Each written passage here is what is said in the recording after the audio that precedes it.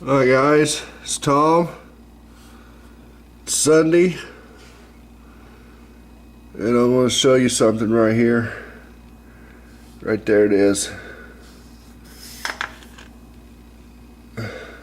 Right here. See that?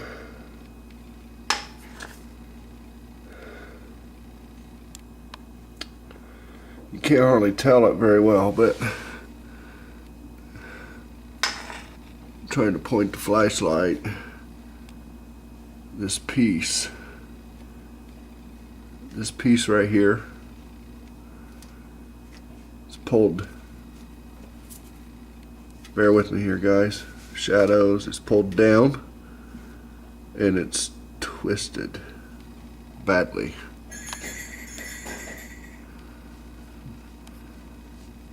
This is the lower A-frame here, and back there is the lower A-frame bushing. That is all attached to the lower A-frame.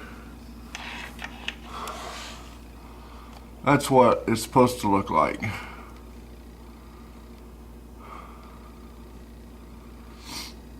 The other's all twisted. Oh, bear with me guys. I got one hell of a cold. I've been sick as a dog since Wednesday night. I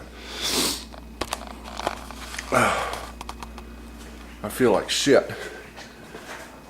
But, you know, just because you feel bad doesn't necessarily mean that you can't not work.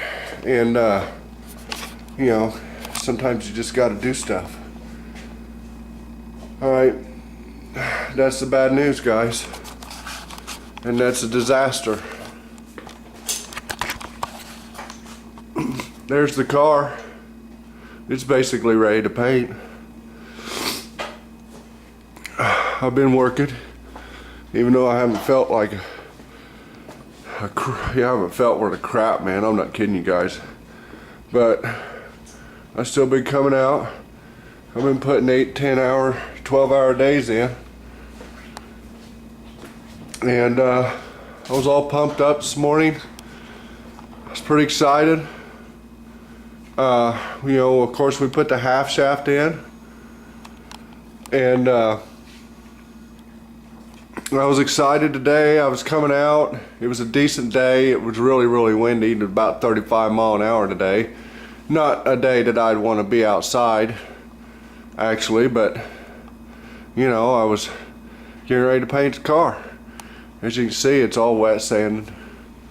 I got all the tape pulled off of it, and I had it off the jack stands, ready to move out and get after it with the hose and some Scotch-Brite and some Comet for the top and the back, the hatch, and all my edges.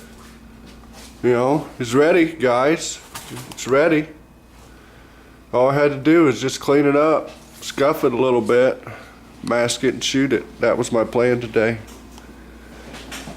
Till I backed it out.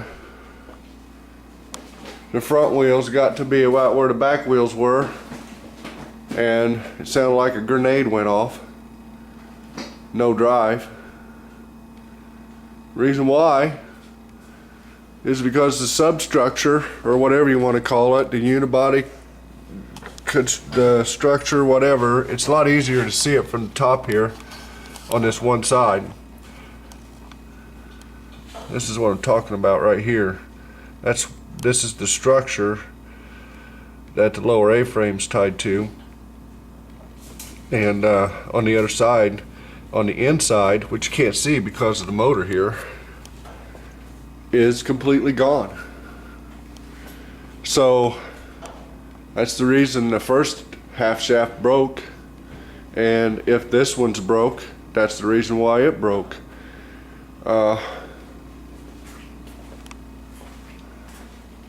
what's happening is that wheel is being pushed. When you apply torque to the axle, it's being pushed out and away. So either it pulled the spline out of the transaxle or it actually broke the shaft again.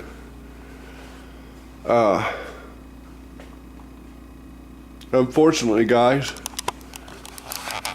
this car's junk. There's no fixing that. I could go to the junkyard, maybe try to get, I might be able to try to, cut section out of a car, weld it in there, but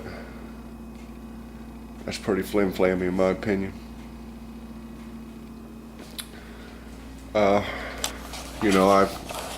I've flipped, flopped, traded cars.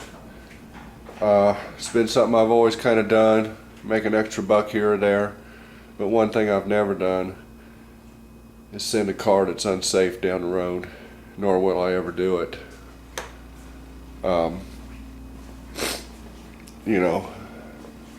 You can't do that. So, looks like I got me some nice seats for my Jeep.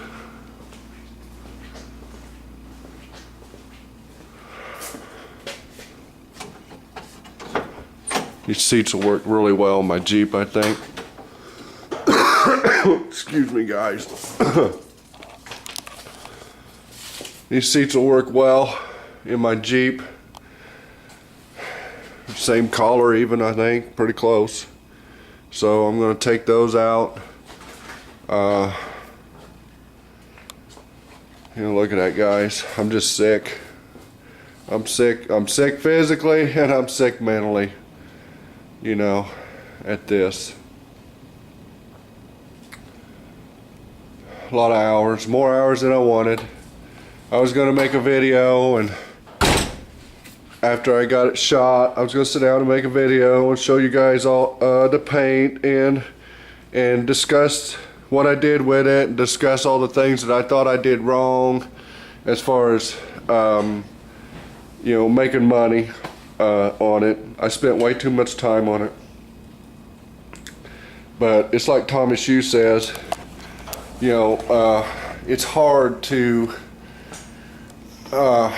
without want of a better word, it's hard to cheese it up a little bit, you know what I mean? I mean, you see a spot and you want to fix it. Well, those spots take time, and the more time you spend on something like this, the less money you pocket. It's hard to find a happy medium there between cheesing it, doing it perfect. Once you have that perfect in you, it's really hard to take a step and go backwards and just do what the job pays, if that makes any sense to anybody out there. It's something I've been wrestling with here recently quite a bit, but all that work, those hours are wasted. This car's going to the junkyard. I'll get my seats out of it. I'll probably take the battery out of it. The engine is just, it runs like a song or a sewing machine. It just ain't no bigger than a sewing machine, but man, it just purrs. It's a good running car, but the structure's rotted out of it, guys. There's nothing I can do about that.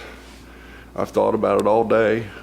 I was trying to, it was probably about, I don't know, 10 or 11 o'clock this morning when I backed it out halfway.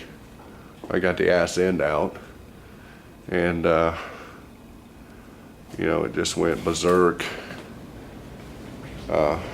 Lots of grinding, and what it is it's just pushing the drive shaft at least out of the transaxle. It's pushing it off the spline, which it just slips over, or it actually broke another shaft somewhere. But regardless, 11-year-old car, and rust ate the structure out of it. I never would have guessed that it was that bad. I couldn't see it. You know, I never did see it until today. All the work I done on it, as much time as I spent on the ground here, and I mean I spent a lot of time on the ground, because almost all of the, well, not almost all of it, but most 50% of the repair work was all new metal underneath this line here, you know, the rocker. It's all new all the way, the whole length, you know, and big sections of that face are new. You know, it's just it's a shame. If I was younger, I probably would have tore this place up in a fit of rage. I'm over that now. And the older I get, the less outrageous I get, I guess, would be the word to say.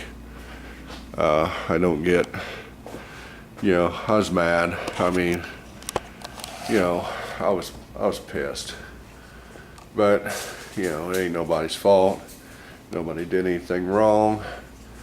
It's just one of those things. It happens. So, I'm gonna take them seats out and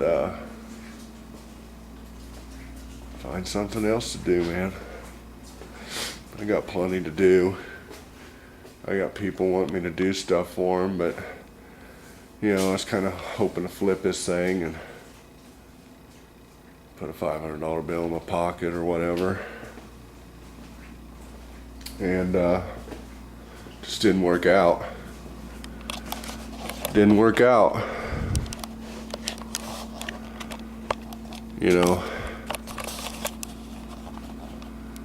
that's a situation right there that I don't have a solution to.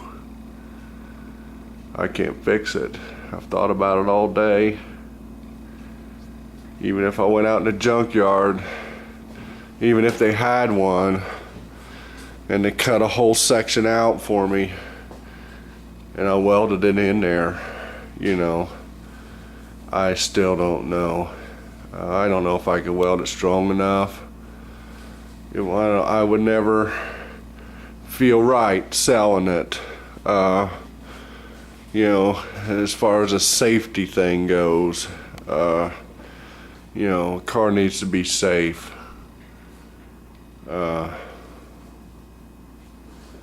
It's too bad. I got a lot of hours in this, guys. It's pretty depressing. It looks good. It came out better than I thought it would, actually. My hood looks real good. I don't know if you remember or not, but it was all beat up. Worked all the dents out of it. It's straight. Looks good. Just one of those deals, I guess. I've never had that happen to me. You know, I got a 66 Mustang sitting around the corner. It's a unibody. And shoot, it looks better than my wife's car underneath. Way better. It's a shame. It's a shame. Would look pretty good. I'll save my paint. No sense putting it on. Wasted material. Wasted a quarter primer.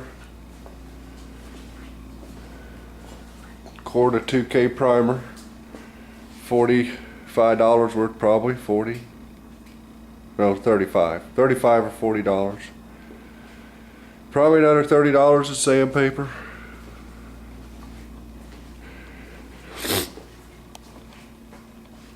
$10 in tape. Welding gas. everything.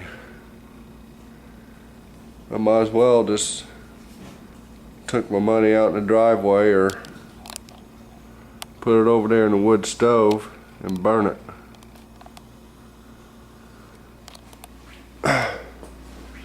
We'll just cut our losses on it. I'm gonna take the seats out of it and gonna put them in the Jeep. And then I'll have some good looking seats in there anyway. So I'm trying to stay positive about it. Hopefully I'm gonna feel better tomorrow. I felt a little better today when I got up. And called the junkyard and tell them to come and get the son of a bitch. That's about all I got to say, guys. It's a shame. Y'all take it easy.